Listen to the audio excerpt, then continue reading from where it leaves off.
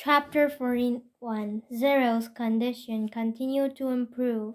Stanley slowly peeled an onion. He liked eating them one layer at a time.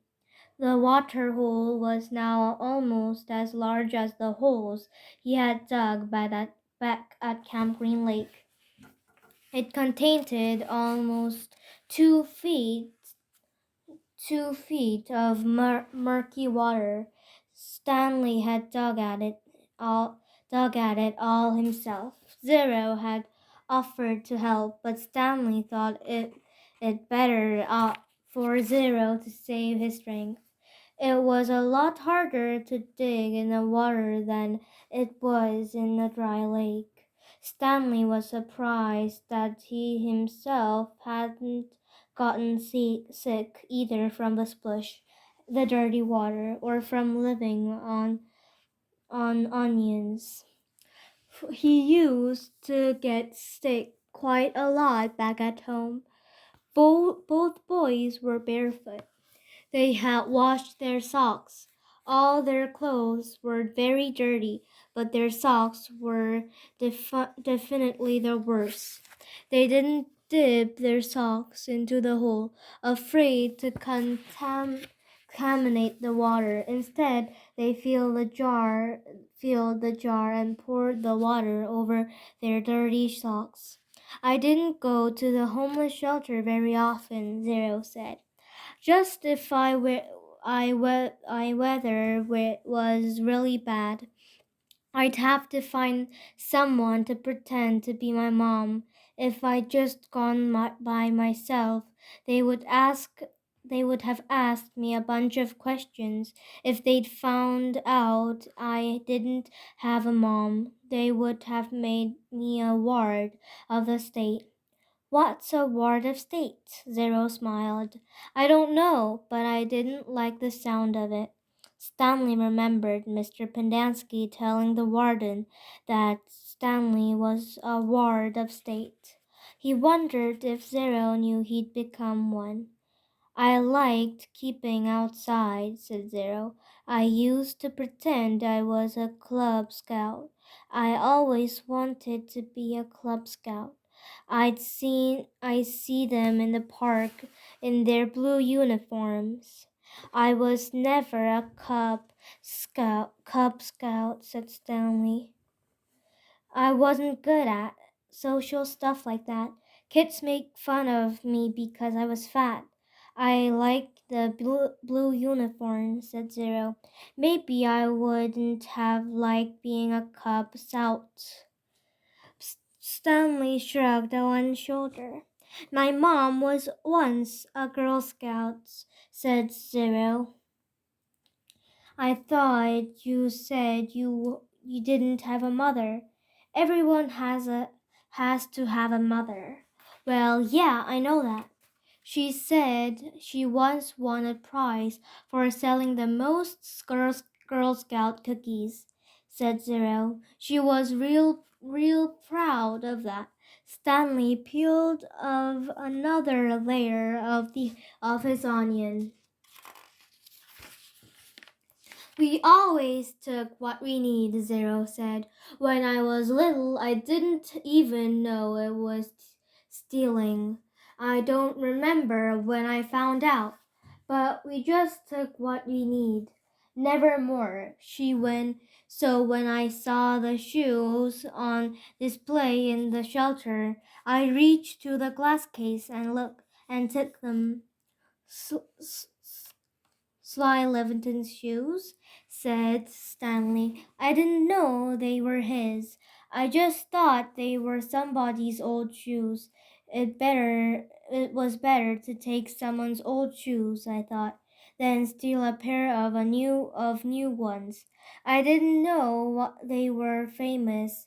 There was a sign, but of course I couldn't read it. Then the next thing I know, everybody's making this big deal about how the shoes are missing. It was kind of funny in a way. The whole place is going crazy. There I was, wearing the shoes, and everyone's running around saying, "What happened to the shoes?" The shoes are gone. I just walked out the door.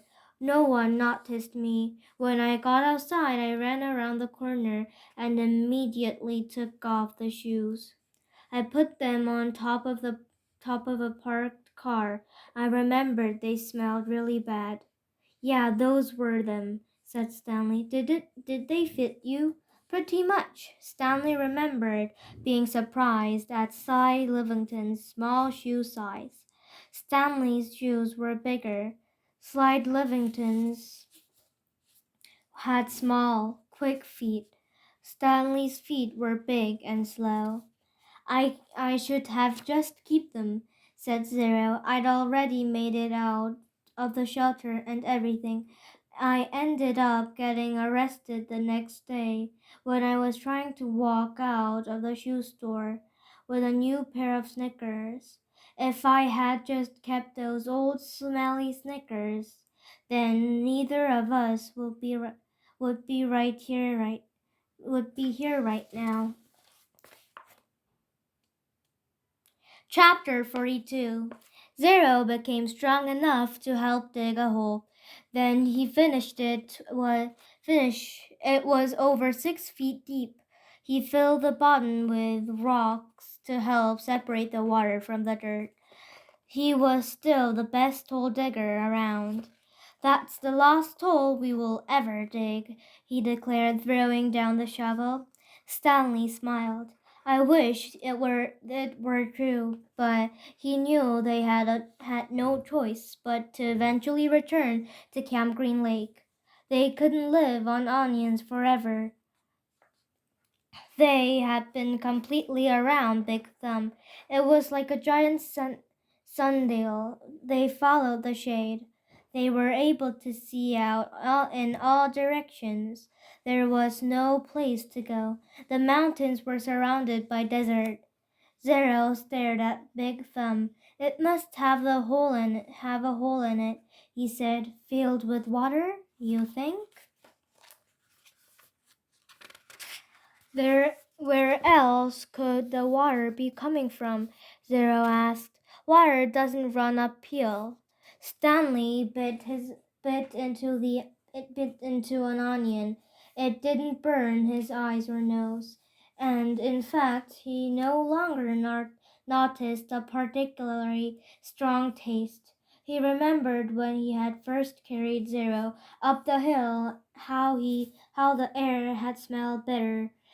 It was the smell of thousands of onions growing and rotting and sprouting. Now he didn't smell a thing. How many onions do you think we've eaten? He said. Zero shrugged. I don't even know how long we've been here. I say about a week, said Stanley, and I probably each eat about 20 onions a day. So that's 280 onions, said Zero. Stanley smiled. I bet we really stink. 2 nights later, Stanley lay awake, staring up at the starful sky. He was too happy to fall asleep. He knew he had no reason to be happy. He had heard or read somewhere that right before a person freezes to death, he suddenly feels nice and warm. He wondered if perhaps he he sudden perhaps he was experiencing something like that. It occurred to him that he couldn't remember the last time he felt happiness. It wasn't just being sent to Camp Green Lake that had made himself miserable. Before that, he'd been unhappy at school, where he had no friends, and bullies like Derek June picked on him. No one liked him, and the truth was he didn't especially like himself. He liked himself now. He wondered if he was delirious. He looked over at Zero, sleeping near him. Zero's face was lit in the starlight, and there was a flower petal in front of his nose. that moved back and forth as he breathed. It reminded Stanley of something about the up out of a cartoon. Zero breathed in, and the petal was drawn up, almost touching his nose. Zero breathed out. The petal moved towards his skin. It stayed on Zero's face for an amazingly long time before fluttering off to the side. Stanley considered placing it back in front of Zero's nose, but wouldn't be the same. It seemed like Zero had lived at Camp Green Lake forever, but as Stanley thought about it now, he realized that Zero must have gotten there no more than a month or two before him.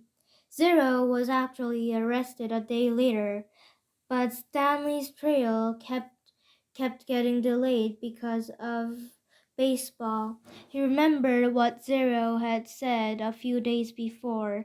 If Zero had just kept those shoes, then neither of them would be here right now. As Stanley stared at the glittering night sky, he thought there was no place he would rather be. He was glad Zero put the shoe on the parking lot. He was glad they fell from the overpass on the hit him on the head. When the shoes first fell from the sky, he remembered thinking that destiny had struck him. Now he thought so again. It was more than a coincidence. It had to be destiny. Maybe they wouldn't have to return to Camp Green Lake. He thought maybe they could make it past the camp, then follow the dirt road back to civilization. They could fill the sack with onions and the 3 jars with water, and it had his canteen as well. They could refill their jars and canteen at Camp Green Lake. Maybe sneak it to the kitchen and get some food. He doubts counselors were still on guard. Everyone had to think they were dead. Bizarre food. It would mean living the rest of his life as a fu- fu- fugitive. The police would always be after him. At least he could call his parents and tell them he was still alive, but he couldn't go visit them in case the police were watching the apartment. Although if everyone thought he was dead, they would both to watch the apartment. We would have to somehow get a new identity. Now I'm really thinking crazy, he thought. He wondered if a crazy people wonders if he's crazy. But even as he thought this, an even crazier idea kept popping into his head. He knew it was too crazy to even consider. Still, if he was going to be a fugitive for the rest of his life, it would help to have some money, perhaps a treasure chest full of money. You're crazy, he told himself. Besides, just because he found a lipstick container with KB on it, that doesn't mean there was treasure buried there. It was crazy. It was all part of his crazy feeling of happiness, or maybe it was destiny. She reached over to Zero's arms. Hey, Zero, he whispered. Huh? Zero muttered. Zero, wake up. What? Zero raised up his head. What is it? You want to dig one more hole? Stanley asked him.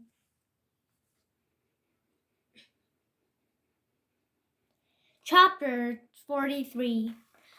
We weren't always homeless, Zero said. I remember a yellow room. How old were you when you... Stanley started to ask, but couldn't figure out the right word. Move out? I don't know. I must have been real little because I don't remember too much. I don't remember moving out. I remember standing in a crib with my mother singing to me. She held my wrist and made my hands clap together. She used to sing that song to me, that one you sang. It was different though.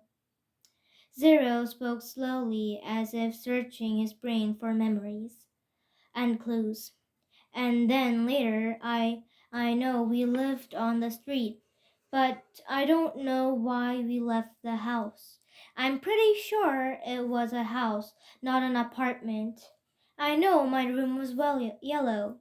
It was late afternoon. They were resting on in the shadow of the thumb. They had spent the morning picking onions and putting them in the sack. It didn't take long, but long enough so that they had to wait another day before heading down the mountain. They wanted to leave at first hints of daylight so they'd have plenty of time to make it to Camp Green Lake before dark. Stanley wanted to be sure he could find the right tool. Then they would hide by it until everyone went to sleep. They would dig for as long as it seemed safe, and not a second longer.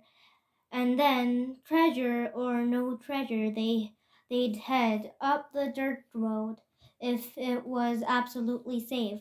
They'd try to steal some food and water from the camp kitchen.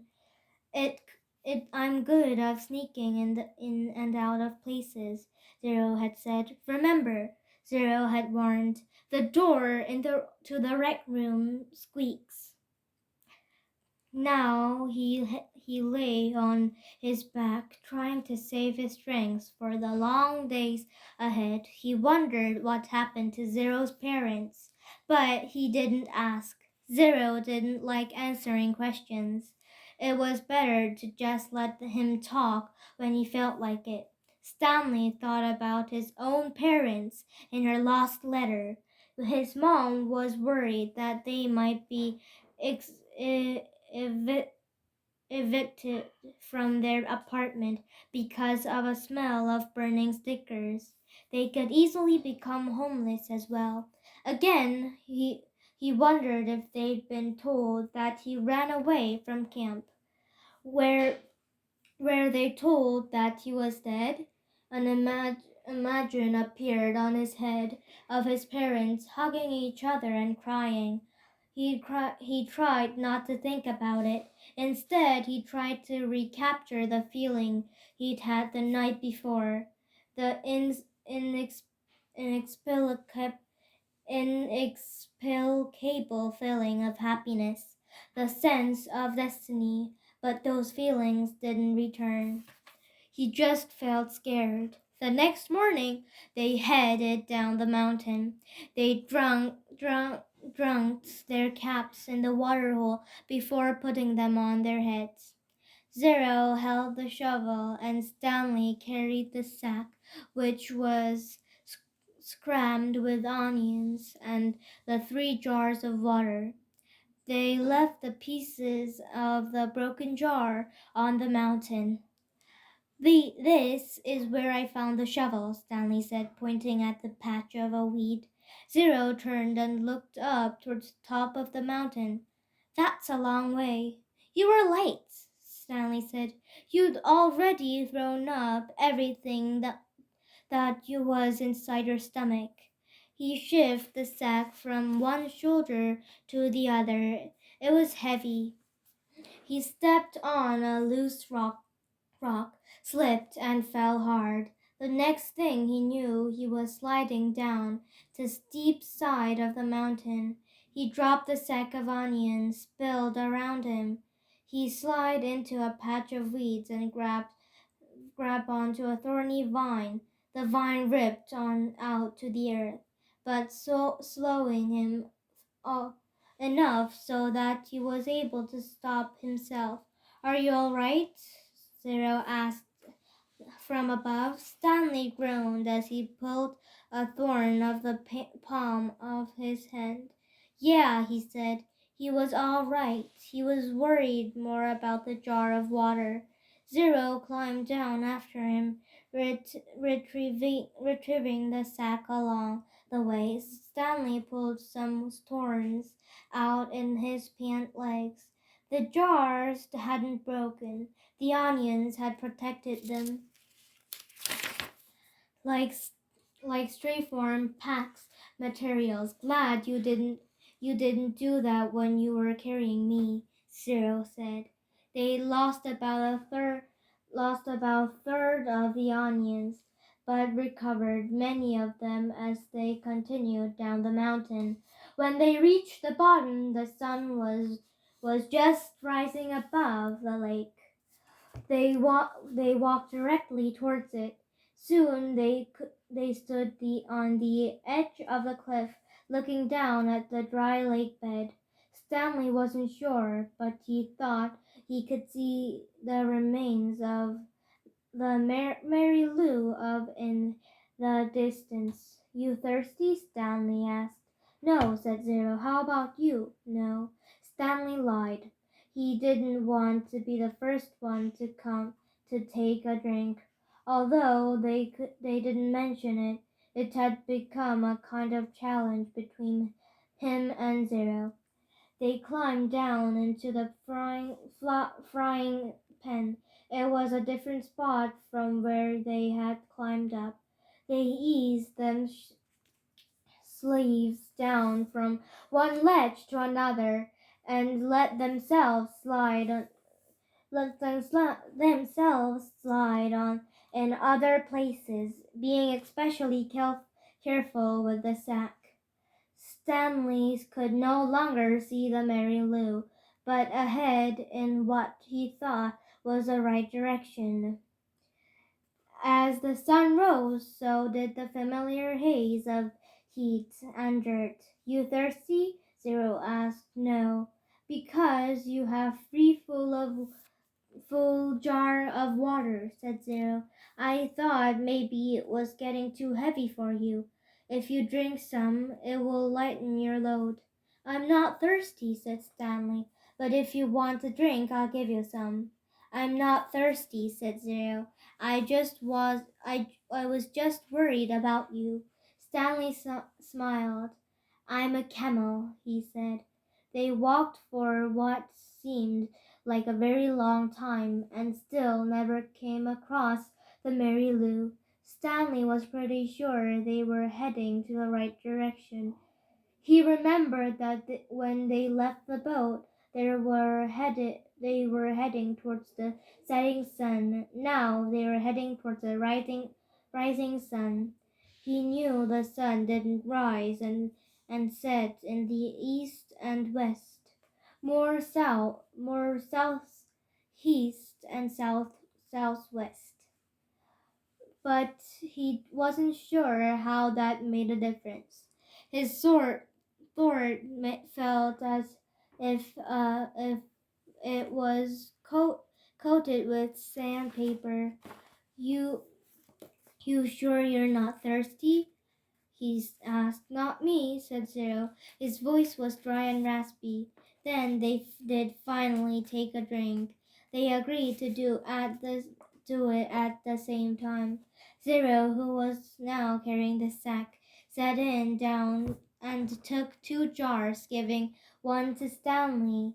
They decided to save the canteen for lost since it couldn't uh, uh, accidentally break. You know I'm not thirsty, Stanley said as he unscrewed the lid. I'm just drinking so you will. I'm just drinking so you will, said Zero. They they clinked the jars together and each watching the other poured the water into their stubborn mouth. They Zero was first to spot Mary Lou, maybe a quarter miles away, but just a little off of to the right. They headed for it. It wasn't even noon yet. When they reached the boat, they sat against the shady side of stride and rest. I don't know what happened to my mother, Stanley said. She left and never came back. Stanley peeled an onion. She could always take me with her, Zero said. Sometimes she had to do things by herself.